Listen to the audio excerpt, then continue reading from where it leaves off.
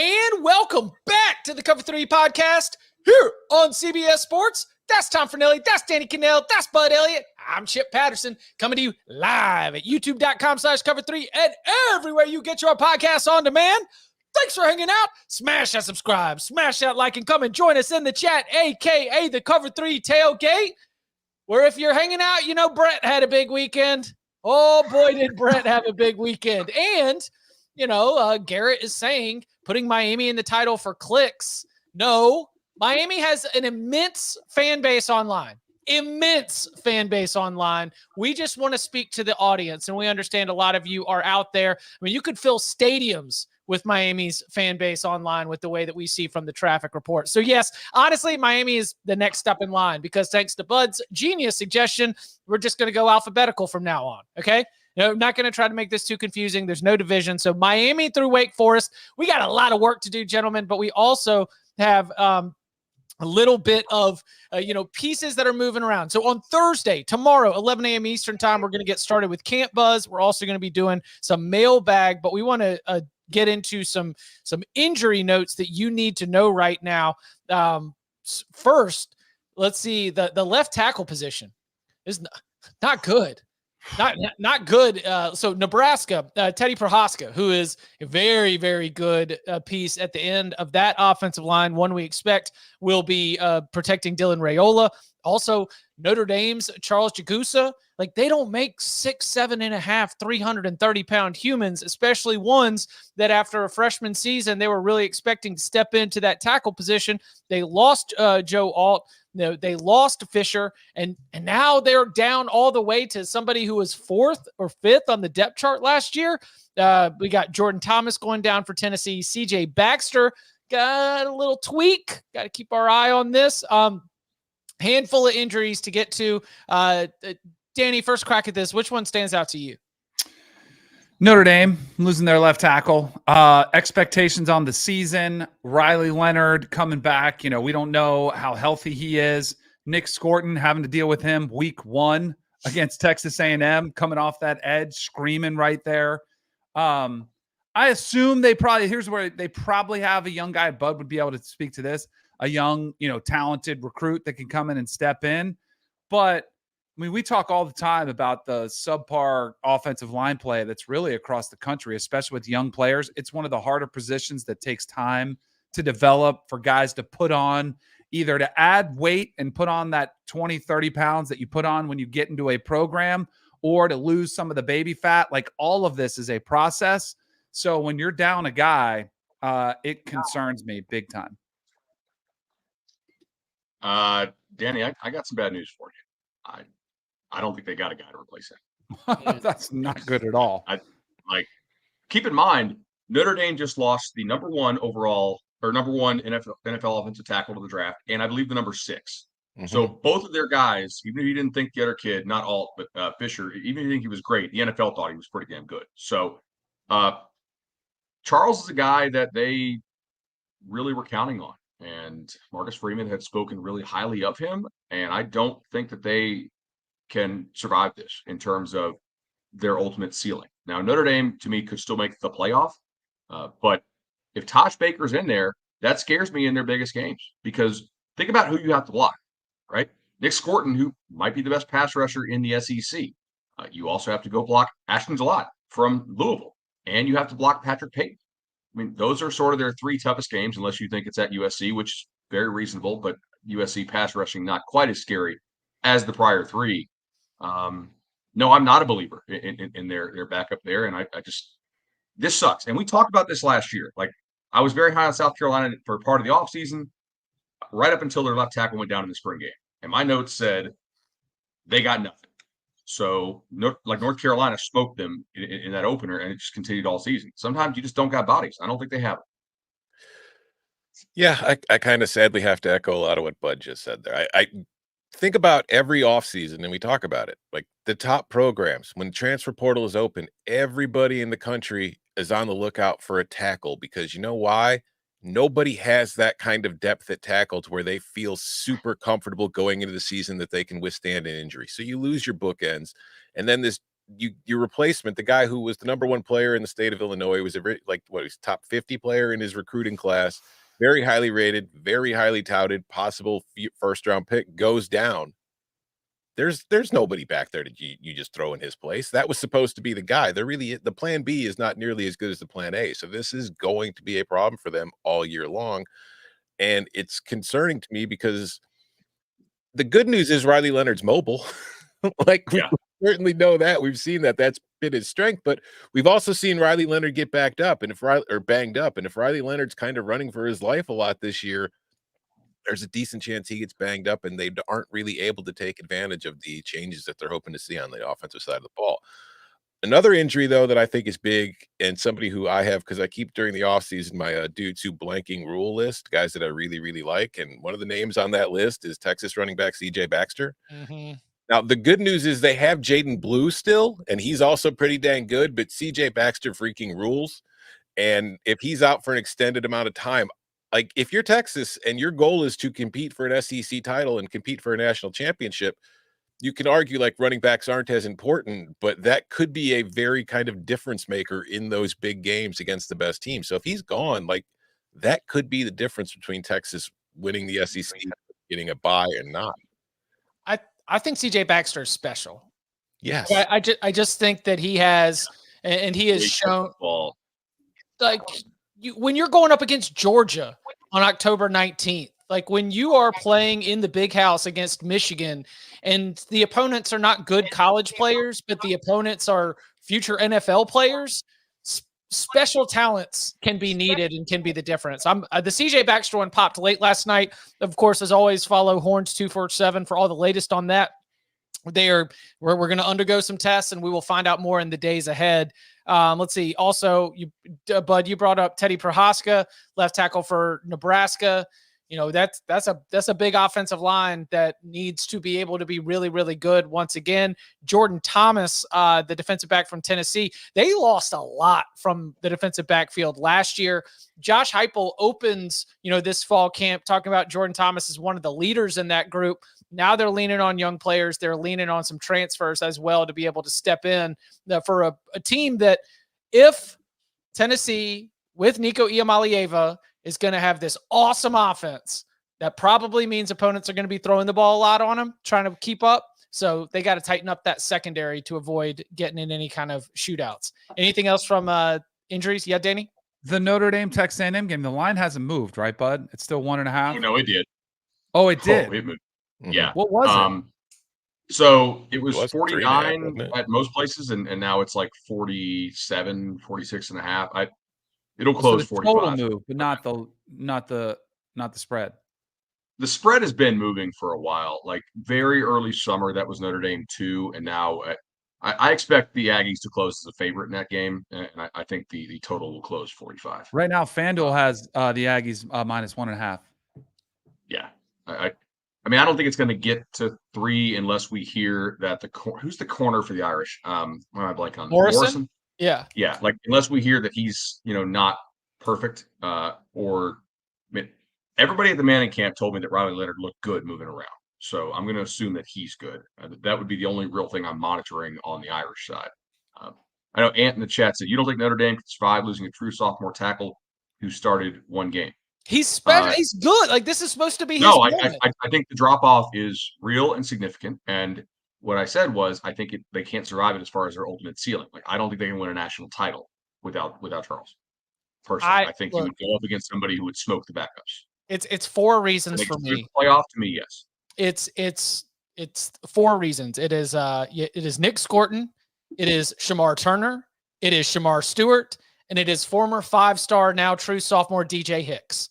That those 4 dudes along the defensive line are a problem. And that if you are having to dip down deep into your depth chart on the offensive line against Texas A&M, then it's going to be tough for any quarterback. Doesn't matter your health of Riley Leonard, it is going to be tough. So definitely something to keep an eye on. Yeah, it doesn't keep Notre Dame from beating the teams it's supposed to beat, but it might keep them from beating the teams they have to beat. Yeah. Yeah. Also, like Irish 9-3 is probably not a playoff team, right? No, I think it's not if the 3 losses are to the big teams. I think it's Right. a question if they're 10-2, because like if you look at the schedule, if they're 10-2, what are the big wins? They have to get either Texas A&M, which who knows if they beat A&M might be a 7-5 team. Is that great of a win? You know, like that's what I look at. I think it's got to be 11-1 for the Irish to get to get in. I think 10-2 is still a question mark. I'm hesitant to say like got to be right. Like I definitely understand where you're coming from there, but I think we have to, as a sport, embrace the uncertainty as to whether a team is in or out with certain records. You know, I've been playing around like with my model. Is Missouri for sure out at 9-3? I don't think they can be. Like I think they probably are, but it's non-zero. Like Notre Dame at 10-2 is definitely. I think they're in the conversation, depending on how some of the other teams on our schedule play. Like, what if Louisville's in the ACC title game? Right, they could be, and that makes the schedule a little better. So, did you see Mr. 305 teaming up with Florida International? Dale. Danny? I mean, like, is the buzz palpable down around South Florida? Oh man, I was down on the 826 the other day, and you could hardly move on the highway because there was so much excitement. People were going to get their season tickets. I mean, the line was out the gate. I give him credit. I think it's interesting. It's outside the box. I mean, if you remember what Butch Davis said when he was on his way out at FIU, that is he said they didn't have enough pads for players. Like it was brutal. So it's good to see at least some innovation that they're bringing to the program, some attention. Any pub is good pub. I think it's great for Pitbull. Like I think it's a way for him to potentially add some, he's getting 10 concert dates that he's going to get a free place to use. He's coming up with this FIU anthem. Like I think it's a win for everybody, probably more so for Pitbull than anybody. It's sort of genius to trade all of the days in which you're not really using your stadium for something for something of value, right? Pitbull gets a concert venue, which he doesn't have to pay for. And, he pays for it, obviously, with like-kind exchange. But, think about all these days these stadiums sit empty. If you can find a way to use that and trade that, that's great. So it is. Pitbull becomes the official entrepreneur of FIU athletics. As you mentioned, Danny, he's going to create an FIU anthem. Like you said, he gets to use the stadium 10 days per year, gets 2 suites for all football games, and a, quote, Pitbull affiliated performer at games. So the halftime shows through the roof. You might not get Pitbull, but it is somebody affiliated with Pitbull playing the halftime for the Panthers. I guess the reports are $1.2 million per year over the next 5 years, and FIU will be playing in Pitbull Stadium. Will Chance the Rapper sponsor Northwestern's new stadium for the season? We'll find out next week. Chance is going to wait till they get off the practice field before he goes to invest some. No, I'm saying it's much cheaper to just sponsor the practice field. It's like Chance the Rapper Field. Oh, that's rhyme. Which rapper would sponsor? Like T-Pain for FSU, obviously. Which rapper for Illinois, Tom? Ludacris is from Champaign, but he moved to Atlanta as a kid. I don't know. I don't think Illinois. I think Illinois would probably have a country singer sponsor their stadium before they had a rapper. Hey, listen, that's Champagne. Kanye. You can go Kanye. I don't know. That's problematic. Problematic. Listen, can't have the Chief logo. I'm not sure we can have Kanye sponsoring the team. Great point. Fantastic. What's it back? On the like spectrum of like how accepted you are by the world, like there's Pitbull who has like a 0% negative rating, right? And then there's Kanye in the year of our Lord 2024. Yeah. Mike says common for Chicago. Oh yeah. Yeah. Good one. Microsoft, tablets, innovation. Oh, that's great. All right. One more quick thing before we hit the break and start counting them up. The SEC says they're going to injury reports. Bud, we think we're going to see some shenanigans, or do you think this is more of a Big Ten's been on this, right? And we're seeing more of the power conferences move in that direction. What's the big takeaway there? Probably a step in the right direction for the sport. The Big Ten it's not useless, but it's not super useful given when it comes out, right? If you're somebody, as these leagues continue to either take more gambling money directly, or they're so embedded with the networks where every other commercial is your favorite casino, they're going to not want to have situations like Utah had with Cam Rising and other situations like that. The NFL gets it. They understand how much of their viewership is driven by gambling, and people don't like to feel cheated by players that a coach says will start, not start. It's just kind of common sense. I think eventually we will get to more of an NFL style injury report where it's earlier in the week, pretty standardized definitions, but it only works if you find the team or the coach substantially, like the NFL does. Like, you really don't see a ton of NFL shenanigans being played occasionally, but not a lot. In college, you still see it a whole lot. I mean, it guys like, yeah, he's fine, then he doesn't even dress, like stuff like that. So, I think it'll as the gambling money pours in more, they will have more information out there earlier in the week. They kind of have to. Mm-hmm. Yeah. We will become more prolific, and we'll use them as best we can, as well as our boots on the ground, thanks to 24/7 Sports. Yes, Dan? Did you see Kirby's quote? I mean, here's Kirby Smart's quote. If it helps with gambling, then I'm all for it. I mean, we've seen a complete shift in mindset of coaches. I think what he means there is, like, if it helps with people reaching out to our players, bugging them for information, then it helps. Right. For it, right? Yes. But I can remember everywhere, every player I ever played, you'd go out to dinner and somebody would say, "Hey, is Warwick Dunn going to play this week?" And I'm thinking, oh, This is a fan. He wants to watch Warwick Dunn. And then, now that years have passed and we've seen gambling, it's like, oh, that's why he watched. Or, hey, is so-and-so going to be ready for fantasy? I mean, people are looking for that. There are nefarious characters that are constantly looking for information. What I hope happens, and what I think needs to happen, it'll take some time, is everybody has to do it. Like, that's when we open practice governing body. Yeah, just so, because there's no reason not to have open practices. Like, all the NFL has it. The fans don't ruin it, right? Right. If you want to get more eyeballs and more excitement on your sport, having open practices like standardized, I think makes a lot of sense. It's the same way as, like, I don't think they're going to eliminate player props in college sports, because college fantasy is very slowly growing, and they look to the NFL, right? The NFL does the business side better than college does. And hey, you want to grow your sport more, have more reasons for people to care about teams that aren't just their team. And I think that's one of the reasons why it does. Good points. Coming up on the other side, we keep our ACC win totals rolling, starting with a big year 3 for Mario Cristobal in Miami. We're getting into that and more next. Have you heard of semaglutides? Ozempic, Mounjaro? Hartman, this could be dangerous. Let's do it. South Park, The End of Obesity. New exclusive event. Now streaming. Exclusively on Paramount Plus. Back here on the Cover 3 podcast, our ACC win totals roll on with the Miami Hurricanes. And so I have to ask Bud Elliott, the #1 Miami Hurricanes fan. Bud, are you ready to count them up? Let's do it. As much as I think it's the under is a safe play, like, I can't even. Count them up. Count them up. How many games y'all going to win this fall? I can't fathom who wins. How many games y'all going to win this fall? I just can't. I don't see it. It's not on there. It's not the schedule I'm looking at. Unless there's another schedule somewhere.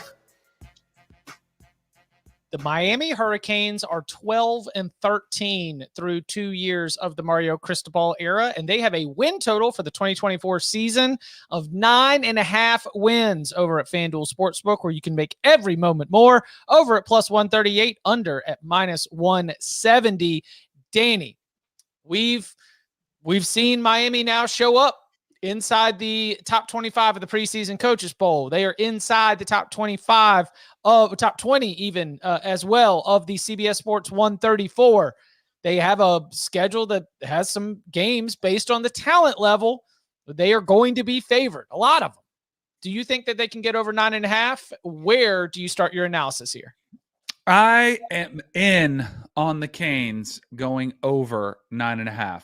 I think they're 10-2.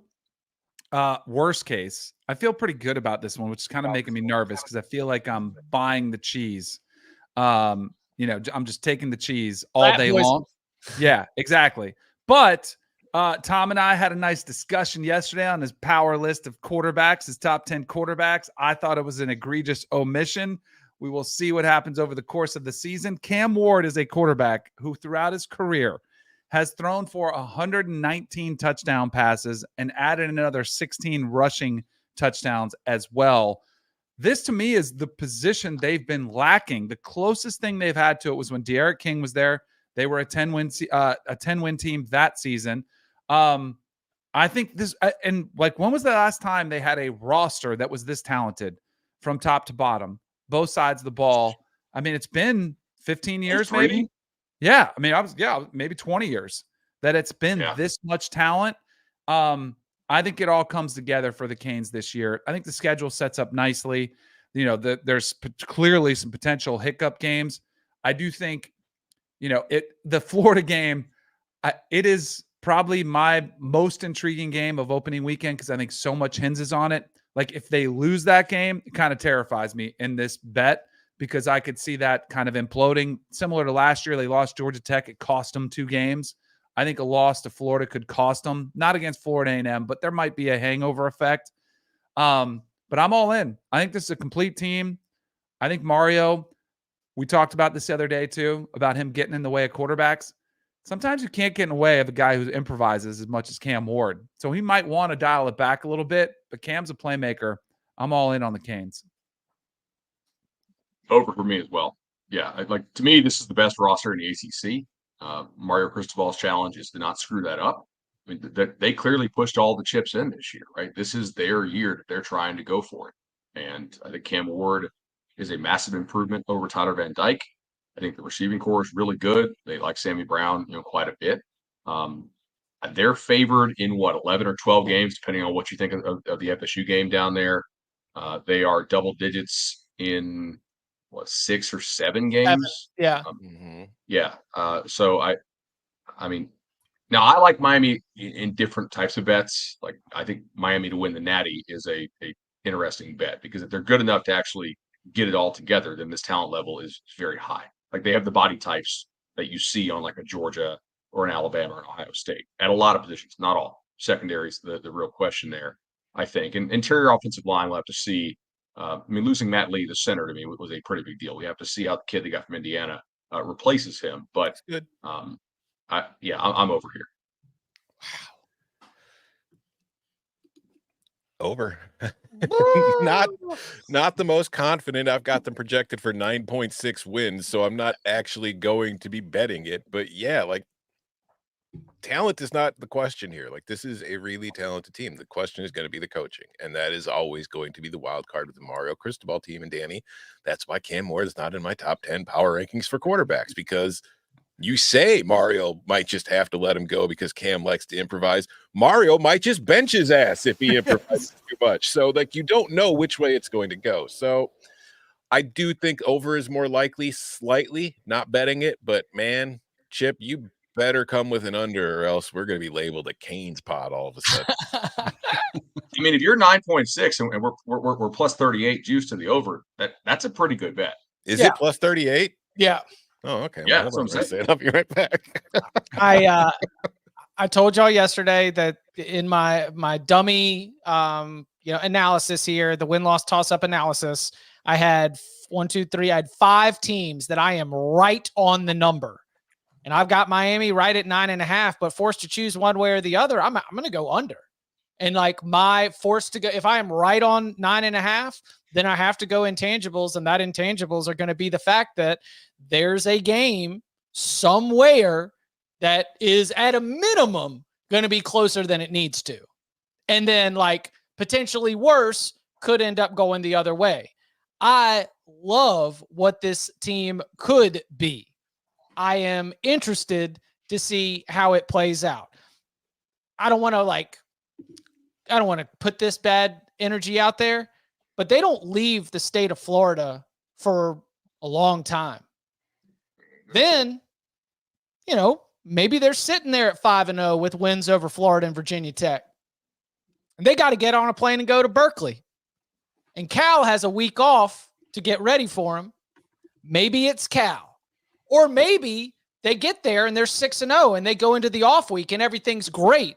And then they have to go play at Louisville, a team that, I'm not like super bullish on, but last year they went into an off week feeling good about themselves, came back and couldn't get the job done at North Carolina and Chapel Hill, another road spot out of an off week. Florida State is going to be a game on the other side of that that's got their attention. I don't need to bring back the memories of Georgia Tech. 10-2 is absolutely in the mix here, but forced to go one way or the other. I'm going to go to the under, and I will acknowledge that it is not at all because of the talent, because I'm glad you mentioned Sammy Brown, because I think that's where I look at these wide receivers and the passing game with Cam Ward, and I think the pieces fit well together. That with Jacoby George and Sammy Brown, Xavier Restrepo, who's been dynamic from that slot inside position over the last couple of years, that, yes, I could see Cam Ward being the ACC player of the year, but Florida is going to be that game is going to be the hottest, sweatiest, stupidest game, a no discipline, talent loaded, give over under 4.5 personal foul penalties in that game. Over under 2.5 clock management errors, both teams in that game. And it's week 1, too. That game to me is as toss-up gets, and it will probably come down to something stupid. And when you've got enough stupid potentially in the mix, I'm gonna go slightly under here. But again, I've got them 7 certified wins, 5 toss-ups, 0 certified losses. They go 12-0. I could have seen it happen if they've just won all their toss-ups. Grant stole my line. I was going to say 1.5 for shoes thrown. He put it at 0.5. So well done, Grant. We were thinking alike. First game jitters, all the extra emotion that's packed into that. Hot seat galore. There's hot seats everywhere. Oh, all the seats are actually going to be hot. The seats are actually melting. Yeah. Yeah. It's going to be quite a scene there in Gainesville for that in-state rivalry renewed. How many games are going to win this fall? Is the pertinent question for the NC State Wolf Pack. 9 wins last year. Came so close to getting that 10th if they could have gotten the job done against Avery Johnson and Kansas State in the Pop-Tarts Bowl. But of course, RIP Frosted Strawberry. Yada, yada. Over under of 8.5 wins for the Wolfpack, over at -134, under at +110. Bud, where do you start with the Wolfpack, a team that has taken a lot of transfer portal talent, retained some players as well, but still some notable exits, especially on the defensive side of the ball? I'm not kidding about this. I am 48.5% under, 51.5% over. So if you give me the +110, I'll take it. That's like a very, very slight edge. I think to bet over, you need to be thinking that they are more than a touchdown favorite at Georgia Tech, at Cal, and at UNC.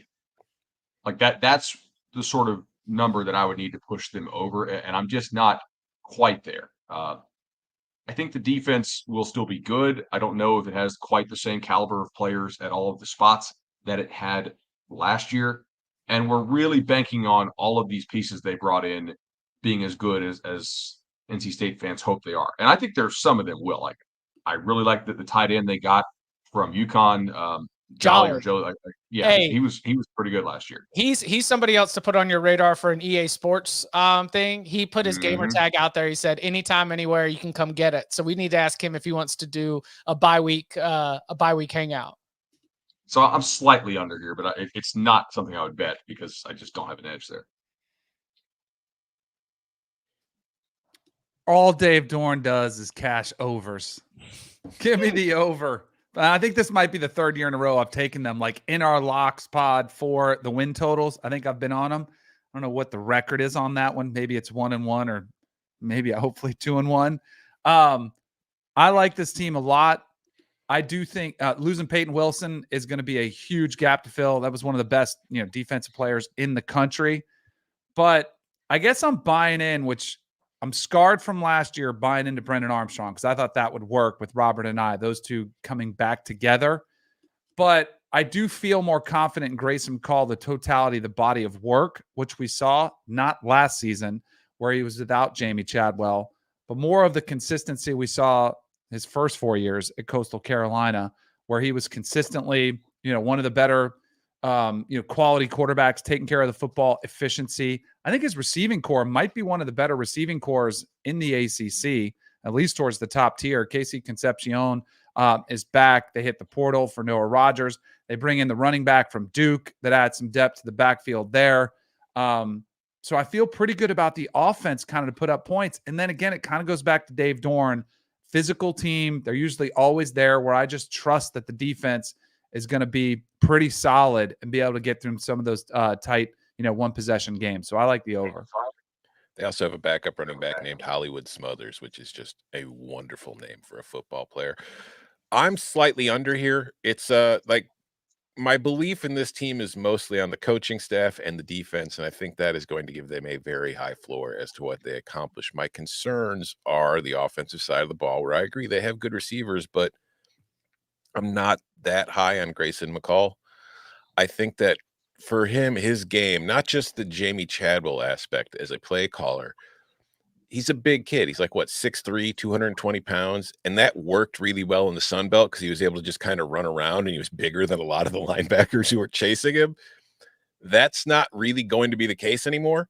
And I think that's going to take away a part of his game that was really to his benefit at Coastal. And we also saw him get banged up and miss half the season last year. So I do have some concerns about his ability to withstand a full season as a starting QB. And if he misses some time, I don't know how I don't know much about like CJ Bailey, the freshman that's behind him. So I can't really speak on whether he's a really good replacement or if he'd be ready to help them in some big games. And the fact that most of their bigger games seem to be on the road is a concern for me. So yeah, I think 8-4, a little more likely than 9-3. Over.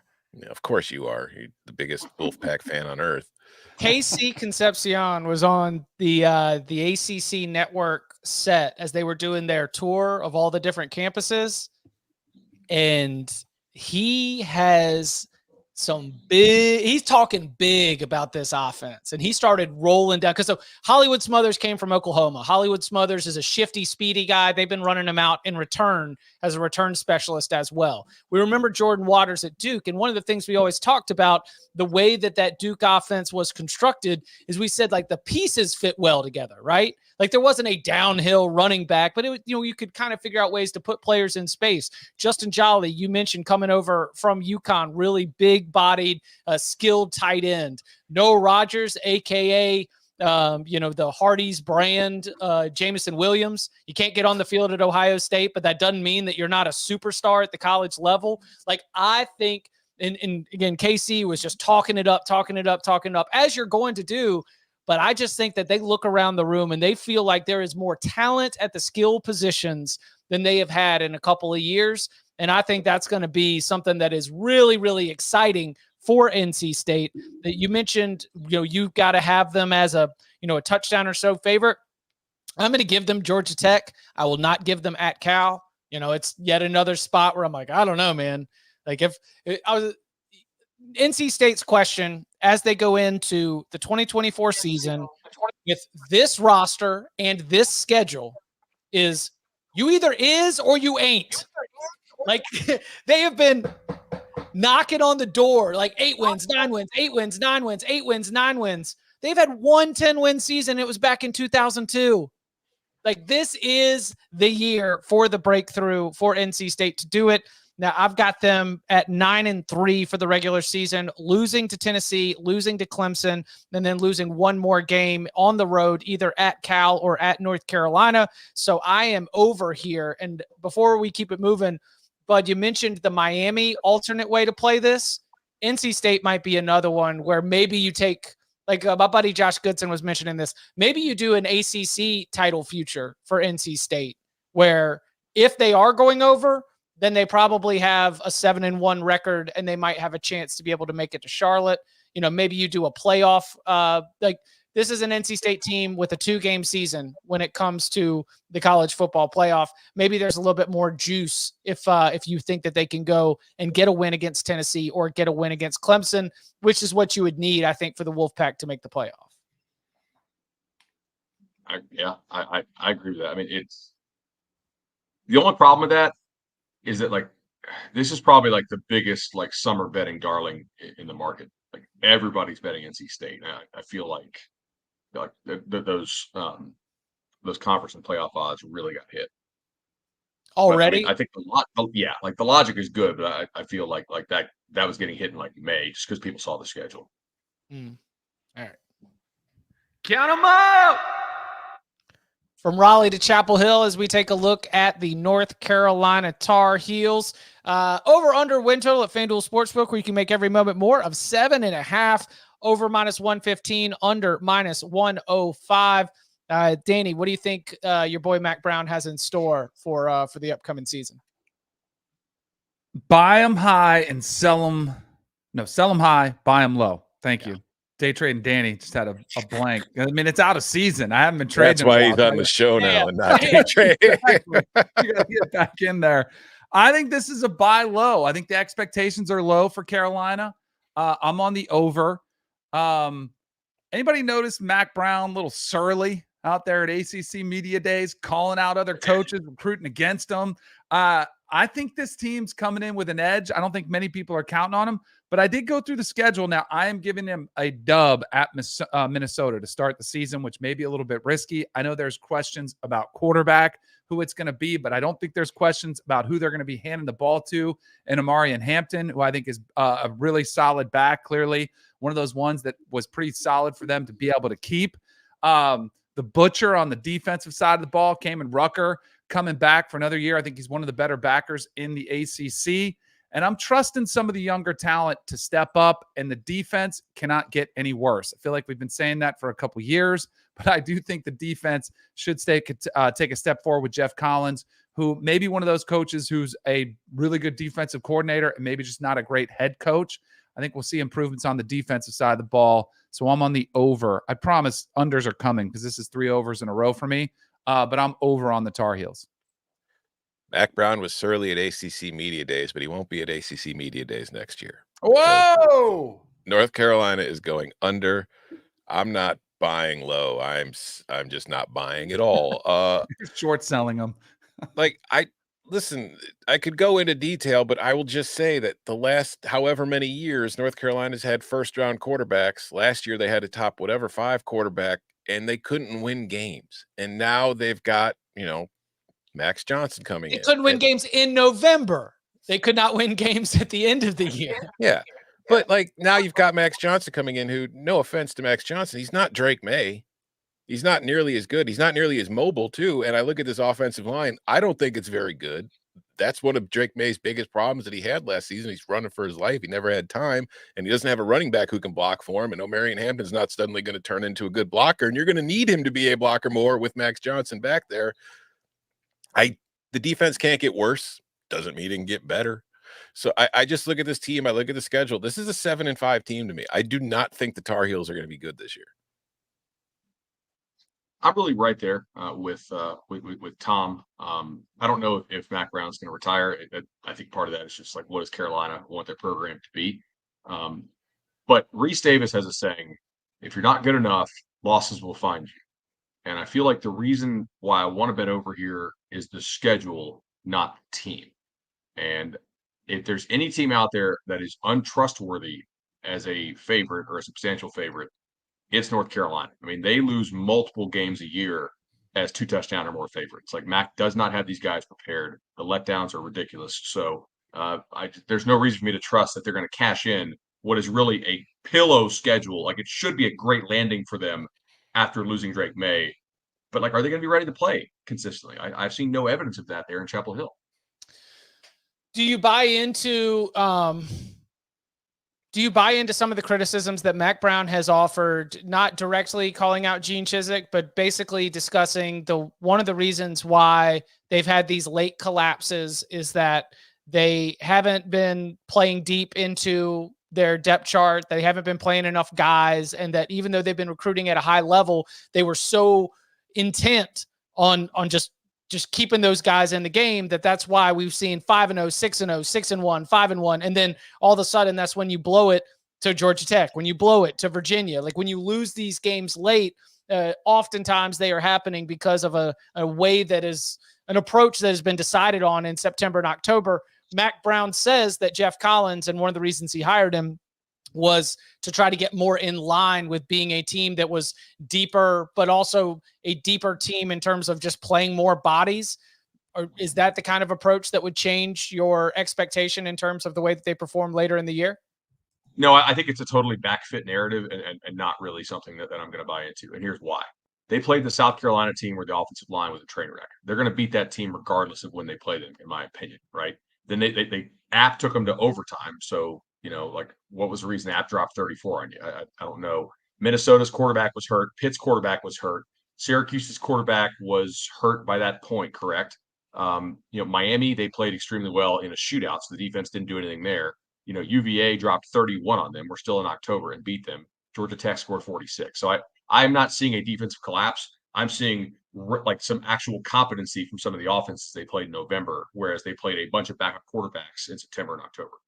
So I think that's just nonsense, like narrative stuff. They stunk last year and they lost Drake Maye. That's really how you can summarize the whole thing. 9-3. No, I'm just kidding. Dunks. Over. I'll give you Charlotte, North Carolina Central, James Madison, Pitt, Virginia, Wake Forest, and Boston College. That's 7.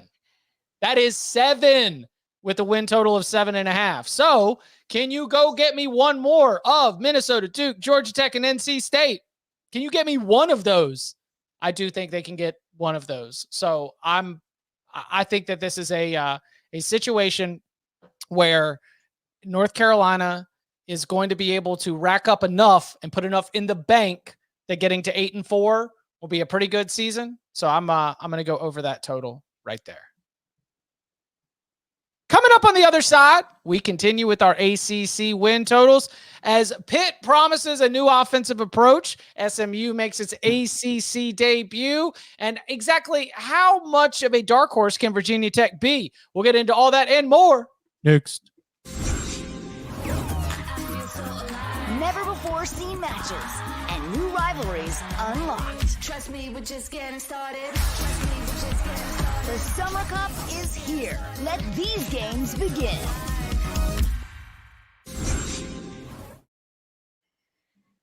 Count them up. For the Pitt Panthers, the over-under win total is at 5.5. Over plus 104, under minus 128. I've been getting cooked on the Big 12 win totals. I suggested that West Virginia fans were going to make their way into the big mustard bottle for that rivalry game. And I've just been sent clips of every good Pitt home environment ever. So I'll sit back on this one and let someone else take lead. We going over or under for the Panthers at 5.5? Over. Okay. Like, I don't love it, but they just had such poor quarterback play last year. I mean, Djokovic just couldn't play. And Yarnell was pretty young. They swapped up the offense. Now you have Cade Bell coming in, new, more wide open attack. The offensive line was pretty banged last year. A lot of different guys got to play. I think the offensive line is better.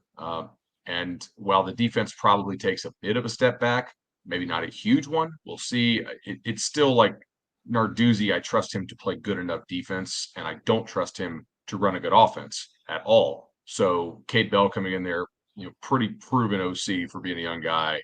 I kind of like the over. If I was going to bet them under, I would bet them like under their conference wins. Like there's 3.5s out there minus like 10 or 20. That to me is a better under bet than just a flat under at 5.5. I'm surprised because I thought I was going to be like a man on an island here. I'm also on the over, and I was surprised by what my numbers tell me about Pitt because, truth be told, the bet's already in. It will be on the Locks pod. I have Pitt closer to 7 wins than 6. I look at this schedule, and I see a whole lot of winnable games, man, and I do think that if they get improved QB play, I have trust in their defense to still be good. So it's like I look at that schedule. They could start off 4-0. They could beat West Virginia. They can go on the road and beat Cincinnati. Hell, they might get to 5-0 and beat North Carolina and Chapel Hill. They could get to 6-0 with Cal coming to Pitt before they hit the back stretch of that schedule. I mean, outside of the Clemson game at home and the road trip to Louisville back-to-back weeks in November, there's no game on here that I look at and say Pitt doesn't have a chance to win. So I'm pretty comfortably on the over. I can't believe this because I like Pat Narduzzi a lot. Shout out EJ Borghetti, one of the best SIDs in the business. My dad, it's his alma mater, hail to Pitt. But I don't know, you guys. This is not one that I would rush to the window. I'm on the under. A lot of it has to do with balancing them out. I had a lot of overs, so I was like, man, I need an under in there. But when I was going through wins where I feel good about, I could only come up with 4. And then I was like, I don't know. But I do feel like this is one of those teams where I truly do not know how good they could be. It wouldn't surprise me at all if they do win a lot of these games and go over like you guys are. But I'm a little bit more wanting to see the health of this program, where they are mentally. I know historically we've been able to trust Pat Narduzzi to get his team ready to go. They've always been a tough out. But last year came off the rails. I just wonder where this team is. It's like, I mean, by far the worst season in Pat Narduzzi's tenure. It's a little bit of a red flag, like wondering how important this year is for Narduzzi, like to showcase, hey, I can get this team ready to go and back to where they typically are. But until I see that, I'm not trusting in some of those closer games. Under. I am concerned about losing important players after spring practice. That players that were projected to be defensive starters went through spring practice and said, I don't want to be here. It's just, as I'm sitting there on the fence, right? I'm trying to decide between, is this 5-7? Is this 6-6? That's what we're picking at 5.5. And when you're trying to split those hairs and try to figure out what you're going to do with toss-up games, of which there are a ton of toss-up games. Like my realm of possibility, Tom, like to you, like I could see a 7-5 out here without a doubt. But as we're starting to figure out among the many toss-up games that I see here, I'm just a little bit concerned transfer portal exits. So, yeah, I'm going to go under here. Who was the player that left and said he wanted to compete for He wanted to compete to win? Was the defensive lineman? Was that DeShields? I forget. But then he went somewhere. It was Hayes who went to Colorado, but I could be wrong. Hayes, DeShields. Colorado, I think it was he Hayes. wants to compete for championship. Yeah, and that's what I was like, really? I don't know. There was that was to Chip's point. That was also I had forgot about that. Account, maybe. Right. Yeah. How many games are going to win this fall? Buddy, there has already been a lot of discussion here on the Cover 3 podcast about the SMU Mustangs. Over under win total at FanDuel Sportsbook of 8.5, over plus 104, under minus 128. Bud, are we still an SMU hater? I'm not a hater. I think there are reasons to be a little bit skeptical here. I'm going under. The quality of play they face week in and week out is drastically different. They caught some teams at really good times last year. If you look at this, like they played Charlotte when Charlotte's offense was a total disaster. Ditto for East Carolina, so they held them to 16-10. Congrats. They played like a third-string quarterback for Temple, won 55-0. And they crushed Tulsa. Tulsa was horrendous. But Rice was a decent American Conference offense, and they put up 31 on it, right? North Texas was a okay American Conference offense, and then they put up 21. Memphis drops 34, and then they hold Navy to 14. I don't know that this defense is quite as trustworthy as people think it is. Like the bottom half of the American last year sucked ass. So I really think there's reason to be a little skeptical that they're as good defensively as people think they are. So under. Same. I mean, we're going to go way, way back in history. Years ago, last season, 3 teams who were good in the American Athletic Conference moved on to the Big 12. And how'd they do? Not well. SMU, as the expectations are way too high. Like typically, historically, you have seen when teams move, there are exceptions, But when teams move from a G5 league to one of the power leagues, they typically take a step back the first year that they're there. They're just not quite ready for it or used to it. So for them to come in with a win total sitting at 8.5, and you're asking me to bet the SMU Mustangs to go 9-3 in their first season in the ACC, no freaking thank you. Give me the under. Totally agree. I'm fading the Darlings. I think a lot of this might even be it's the Rhett Lashley effect. He's a great dude. He's great with media. He loves to. He's a great interview. I think, I am again, just so we're clear, I am bullish on SMU over the long haul. Like I would expect them within 3 to 4 years to be competing for ACC championships. Like I think they are committed to the cause, as evidenced by their willingness to come in without taking any money. But they played 3 Power 4 schools last year, and they went over against those 3. I'm going through the schedule. Like I think they're going to do fine on the road at Stanford, at Duke, late October. Like I think they're going to win those games. They should, but then they get Pitt and Boston College at home, and I'm like, that's when all of a sudden it starts to get to you. Just went on the road, like you come back. We were just talking about Pitt. Like those are kind of. You should win those games. And I think if you were on the over, you'd be like, what are you talking about? They can win those games easily. And they did lose to BC in the bowl game last year. And I know bowl games are different. You don't get full participation, but that's a game I would imagine SMU would have wanted to win. I don't know. I think we're all on the same page. I don't know if Chip's going to buck the trend here and go over. I just think it's going to be a rougher road for them the first year. What are you, crazy? Of course they're winning. Isn't that what she said just then? Like, of course, yes. Yes, I'm on the over. The bowl game was a monsoon. It was not football. It was something sloppy that resembled football, but it is not something that I get any good takeaways from except for the heart that Jeff Hafley is going to pour into whatever NFL team he's with. I forgot. Isn't it the Packers? Yes. Yeah.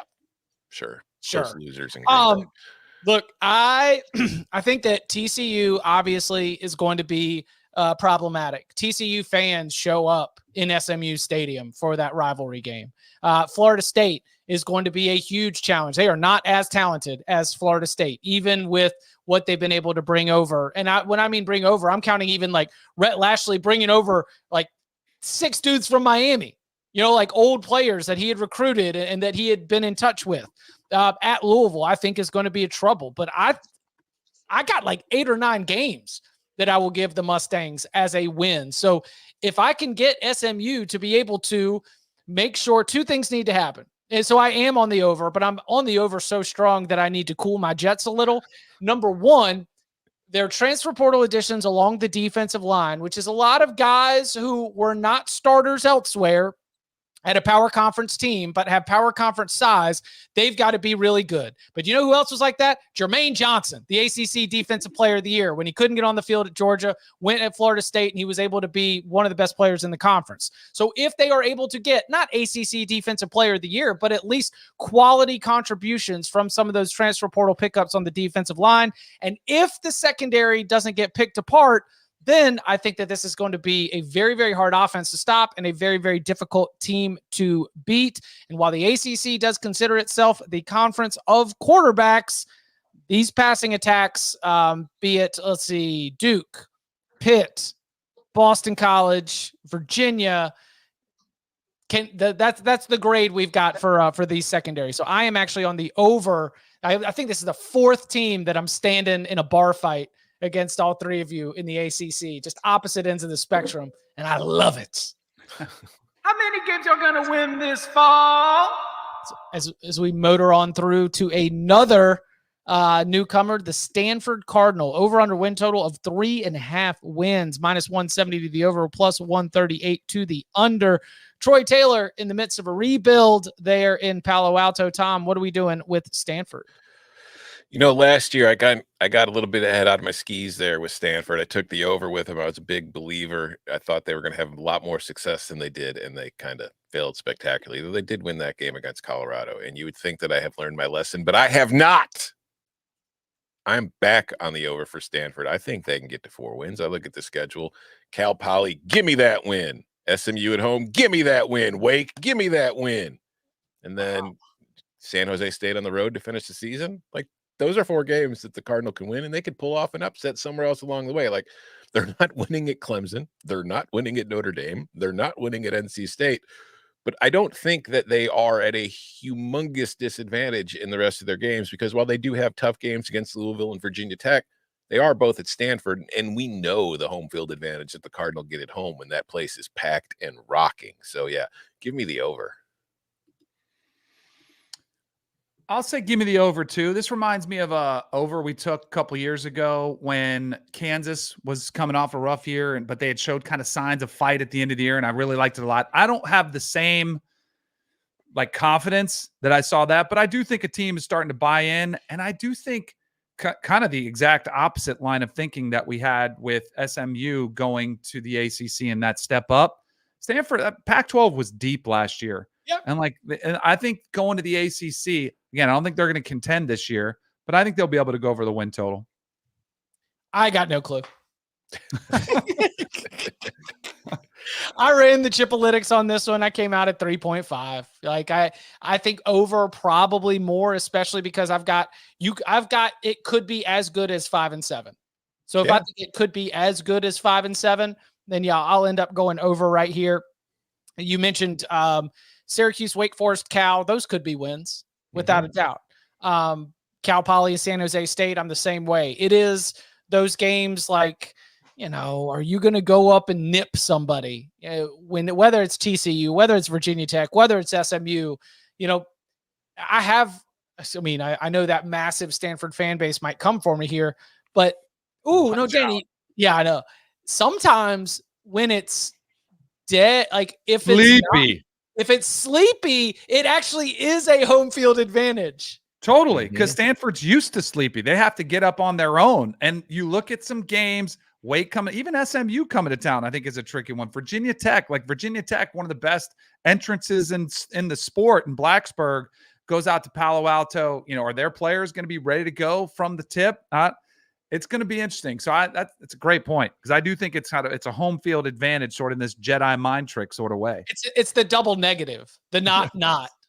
It actually is a home field advantage. Bud is also on the over here too, so something of a clean sweep. Troy Taylor, Stanford come on the podcast. Yeah. Count them out. Year 1 for Fran Brown at Syracuse, over under win total of 7.5. Over at plus 116, under at minus 142 over at FanDuel Sportsbook, where you can make every moment more. CBSSports.com's Chip Patterson says this is the most manageable, aka easiest schedule in the whole ACC. Danny, do you think that manageable schedule is going to produce 8 wins for Syracuse? Man, you got a Maction wagon, week 1, Ohio. Barry Odom squad at UNLV. I know they lost Maeva, but I mean, those are 2 tough group of 5 squads that they do have to play. They should be dubs. Those were some that I did give to them. I'm on the under. I think 7-5 is where I had them when I went through the schedule. My thought being, and I know they get Oronde Gadsden back, who is a physically impressive weapon. I don't even know He's what an NFL player. Like that is an I don't know if you NFL call him a tight end or you call him a wide receiver, but anyway, you get him the ball because he's a monster. Kyle McCord, if he didn't light it up at Ohio State with Marvin Harrison Jr., with Emeka Egbuka, with Travion Henderson in the backfield, with that defense on the other side of the ball, their offense took a major step back. I mean, that's the reason why he's at Syracuse. Do we think he's going to put up great numbers and be able to win close games with Oronde Gadsden, and that's about it?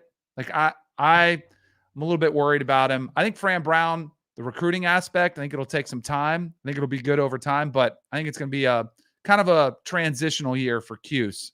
So I'm going under. I think McCord's an upgrade over what they had at QB last year, so I think that helps. But to me, I don't think the schedule is as easy as maybe you do, Chip, if you just look at the opponents, because like they start off with 4 straight home games. But then there's a stretch starting in the first Friday of October, that at UNLV game, where they're playing 5 of 6 on the road. They're going at UNLV, at NC State, at Pitt. So 3 straight road games. Oh, there is a bye between the NC State Pitt games. Homecoming against Virginia Tech, and then you're back on the road at BC and then at Cal. So you're flying across the entire, like you're going a little east from home, but then you're flying all the way across the country the next week before you finish with UConn and Miami. Like you see 5 road games in 6 like that. That kind of has an impact on a team. That kind of all that traveling in a short amount of time. I'm on an under here. I am not solidly one side or the other, but I do think 7-5 is slightly more likely than 8-4. Some of the recruiting, by the way, there's not a power conference non-conference game. The non-conference is Ohio, Holy Cross, UNLV, and UConn. Mm-hmm. Like that's favorable. There is also not a Florida State. There is also not a Clemson. They are the only team in the ACC that avoids both Clemson and Florida State, and also does not play a non-conference game. Though that is a very good point about the way that it breaks down. I like the roster. I think that we've already seen some of the recruiting pay off because of the portal work, where you go get Justice Ross Simmons from Colorado State. Zeed Haynes is a guy that Fran Brown knows from Georgia who was able to come over. Fadil Diggs was like a regular contributor along the defensive line, or in the defensive front, to be more specific, for Texas A&M. You get some of that because you hire Elijah Robinson, the former Texas A&M defensive coordinator. You are assembling a staff that can recruit out of high school, but also be able to offer great opportunities to players through the transfer portal. All that said, this feels like a big number. And again, LaQuint Allen was like 1,000-yard rusher last year. So Kyle McCord, LaQuint Allen, Rondé Gadsden, Justice Ross Simmons, I see all the pieces coming together for a group that is very, very difficult to beat. And I admit that is a schedule that is the most favorable in the ACC, that I am ever so slightly on the under as well. A lot of that coming down to whether or not they're going to be able to pick up those wins against other teams. Just a ton of coin flip games. Georgia Tech, Pitt, Boston College, Cal. Are you going to be able to get enough of those to be able to push it all the way up to 7-5? So all the way up to 8-4. So I'm slightly, ever so slightly, I'm going to give them losses at NC State, Virginia Tech, and Miami. That's a very, very thin line to dance the rest of the way if you're trying to get to 8-4. But also on the under. So again, a clean sweep. I think they're going to be good. I just don't get why it's set at 7.5.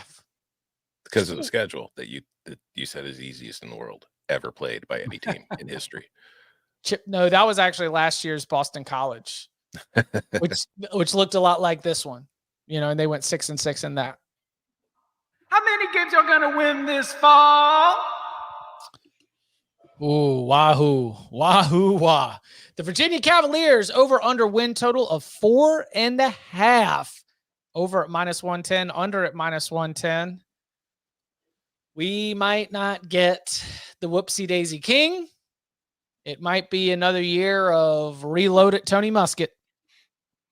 Tom, what are we doing with the Wahoos here at 4.5? This is pretty simple, Tony Elliott. I know you're watching right now. You're a big fan of the show. If you start the whoopsie daisy king, over. But if it's Muskett out there, under. And right now it's Muskett. So I have no choice but to take the under for the Wahoos. You're leaving your best player on the bench. How are you going to win games? I love it. I did not go with that philosophy. I really wanted to go over. So did I, Danny. So did I. They played a lot of teams tough last year. I think you're seeing the team buy in. NC State was a 1-possession game. Boston College 1-possession game. Beat North Carolina. Miami OT. Lost to Louisville on the road by a touchdown. They did get waxed by Virginia Tech as well as Maryland. So they were very up and down. But I think they're like I like what Tony Elliott is doing. I think the team is buying in. Talent is an issue. But my goodness, when I look at the schedule, I counted out 2 lock wins that you can say confidently they're going to win, which even then, and it's Richmond and it's at Coastal, which is still kind of I think they're going to win those games. At Wake Forest, I don't know. It seems like a toss-up. Maryland, just mentioned them waxing them last year. I know Talia's gone. But then in Boston College at home, they could win that game. So that maybe if you talk yourself into 3, then Louisville, Clemson on the road, North Carolina, Pitt on the road, Notre Dame on the road, SMU in the backyard, and then on the road in Blacksburg for the Commonwealth Cup. Oh, man, that schedule's brutal. So I went this one with the schedule and said under. But there's no doubt this team will fight. I wouldn't be surprised if they went over because I think they're more than capable of pulling off an upset or two, but I just can't say it with confidence. So I'll go under. Yeah, I've got 5-7 as my best case scenario, and I don't throw my win total picks based on the best case scenario. You know, like I could see them, I get Richmond and Coastal. I could see them beating Wake. I could see them beating BC. I could see them being Pitt, and then you go over. I could not see them. I'm not going to give them Maryland, Louisville, Clemson, North Carolina, Notre Dame, SMU, or Virginia Tech. I've just got them too far away from those teams to be able to do it in a win total scenario. So it's Virginia needed like a Syracuse schedule. Like Virginia needed to have some non-cons or what Manny Diaz has at Duke, where he's got 4 winnable non-conference games all at the beginning of the season to build up some confidence and stack some wins. Instead, this is going to be a situation where, I mean, depending on what happens at Wake Forest, I mean, you could be sitting there at like 2-2, 2-3. Things start to go sideways. You're 2-6, you're 2-7, and then it gets really difficult when you get there to the end of the season. So I also am on the under. Bud is also on the under. So again, it is another clean sweep. Actions have consequences, Tony Elliott. Start the whoopsie daisy king. Count them out. There we go. We're almost there, fellas. Virginia Tech. This is a big conference. It is. I complained all off season because, you know, we've got to do these writing assignments, Danny, and it's so easy. It's like, okay, Tom, you take Big Ten, you know, Chip, you take the ACC. We all split them up by conferences. We've been doing it that way for 14 years. It's a lot different when we got 17 teams. Got to write little blurbs for all of them. And all these fan bases are passionate enough that you got to deliver the goods. So Virginia Tech, are you going to deliver the goods? Over under win total of 8.5 at the FanDuel Sportsbook. Over at plus 124, under at minus 152. A lot of buzz around Tom Fornelli's boy Kyron Drones. He told you about him before anybody else. A lot of talent is back for this Hokies team from last year. A group that looked dead in the water in like late September, early October, won 5 of their last 7 games, and every single win, this is such a unique nugget. When Virginia Tech won, they beat the pants off you. Every win by 17 points or more on the season for Virginia Tech. So great job of turning it around. It truly looked like the stereotypical build of in the middle of year 2 of a coaching tenure, you see everything start to click. And that's exactly what they've got here. We're projecting a jump. Danny, are you buying it for the Hokies? I think this is it's NC State or Virginia Tech are the very trendy, and I'll throw SMU in there, like very trendy picks to like contend and possibly be in the ACC championship game and even possibly win it. I'm in on 2. I'm not in on SMU. I'm in on NC State. I am also in on Virginia Tech. I love Kyron Drones, what he brings to the table, the returning production, an entire offense, almost an entire defense. I think Brent Pry has been building something. I think the schedule sets up really nicely for them. I don't know if they get that Miami game. I do think that is one that a lot of people are going to circle for an upset, which I think probably hurts Virginia Tech because Mario will be able to point that out to everybody. But the schedule sets up nicely. I have them 9-3 and possibly 10-2. Over. Yeah. Also, Bud has it the over, and I think Bud is taking the over simply because what's the juice? Plus 124 on the over. Yeah. Bud's looking at that saying, New York, give me that. I'll take that. I'm taking the over because I think they will win 9 games because I don't think they need to beat Miami to get to 9 wins. I think they can beat Vandy to start the year. They're going to beat Marshall, Old Dominion. They'll win it, but let's not just take it for granted. Rutgers, they will beat. Stanford on the road, tricky, but they can win that. BC at home, they're winning. Georgia Tech at home, they're winning. Clemson at home, they're probably losing. Virginia at home, it's a rivalry, so you can't take it for granted, but they're probably winning. I think there is a very clear path to 9 wins here. I am very high on Kyron Drones. I am also very high on the guys he is throwing the ball to, DeQuan Felton, Allie Jennings, Jalen Lane. I think they are good players who you'll become more familiar with as the season goes on. I think the offensive line last year was pretty good, and I think it could get even better. I think they have good running backs defensively. I don't think they're spectacular, but I do think they're pretty solid. This is a good football team. They will be in the playoff conversation. I don't know that they'll make the playoff, but they will be in the conversation. Give me the over.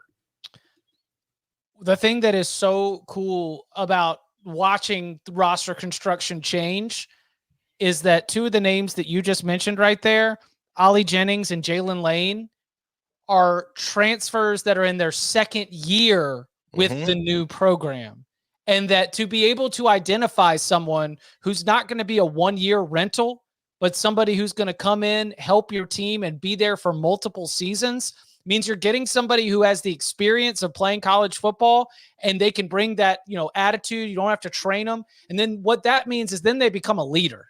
Then they become somebody who helps improve the rest of your roster, the rest of your operation. And I think that they did a very, very good job at Virginia Tech of their player evaluation when it comes to the transfer portal. And some of those players now being mainstays and the reasons why you like Virginia Tech. Yeah, I'm in. I'm buying the hype. I've got 8 certified wins. And if I only need one more to be able to get me over the hump, I am there. Danny, 10-2, 100% in the mix here for the Hokies. So I'm on it. I think that it's going to come down to you get Clemson at home, play at Miami. Those are going to be the games that decide whether you're in the mix for an ACC title or not. But just getting to 9-3, I think they got the roster and I think they got the schedule. So I am also on the over. What's Bud? Bud was also on the over. So is that clean sweep? 3 in a row. Hokies. All right, hold on. Let's see. Here we go. I'm going to Lane Stadium. Boom, ding, ding, ding, ding, ding, ding, ding, ding, ding, ding. Boom, ding, ding, ding, ding, ding, ding, ding, ding, ding, ding. Boom, ding, ding, ding, ding, ding, ding, ding, ding, ding, ding. Boom, ding, ding, ding, ding, ding, ding, ding, ding, ding, ding. Boom, boom, boom. Bro, I mean, he's good at almost all this stuff. I think we found a song that Chip can't do. Yeah, the Metallica. That was bad. Boom, ding, ding, ding, ding, ding, ding, ding, ding, ding, ding. Boom, boom.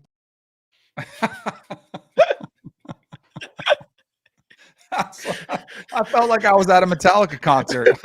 I felt like I was there. Oh, I'm so glad we still have that one in there. All right. How many games are going to win this fall? Wake Forest Demon Deacons, a model of consistency for a half decade or more, 7 straight bowl games under Dave Clawson, comes to an end last season. The offensive effectiveness, the dynamic quarterback play, everything that we got used to just wasn't there. So bringing in Hank Bachmeier, we are finally healthy at a lot of the skill positions in ways that you were not the year before. They've done a little bit of a better job in terms of retaining talent from the transfer portal. So Wake Forest with an over-under win total of 4.5, over at -152, under at +124. Tom, what you doing? Somebody has to lose games in this league. And I've been on here telling you I think Stanford, who has the lowest win total, is going over. I'm telling you Pitt, who has a lower win total, is going over. I've got Virginia going under, but I also have Wake Forest going under. It is not something I'm going to bet. I have them at like 4.3 wins. I just don't think this schedule does them a whole hell of a lot of favors. You get Ole Miss in non-con. That's not going to happen. You're not. Oh, no. Have you seen the television selection for that game? Chip. It's on the CW. I understand, but yeah, that's where Giants get slayed. Let's go.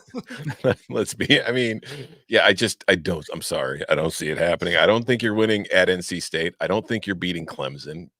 You can win at North Carolina, but I don't know that you will. I don't think you're beating Miami on the road, and I think that they run into the problem like a lot of these lower tier teams run into when we do these, where it's like you look at a couple games that should be slam dunk wins for them, but they're on the road. So I think they still beat UConn, but the fact that it's on the road adds a little bit of complication to it. They have to go on the road to play Stanford. I'm not a big Hank Bachmeier guy either. So it's like 4-8. I don't know.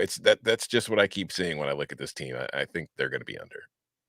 It's an upgrade over Mitch Griffiths, though. I'll say that. I had them. This was a lot of schedule related. I had them wins.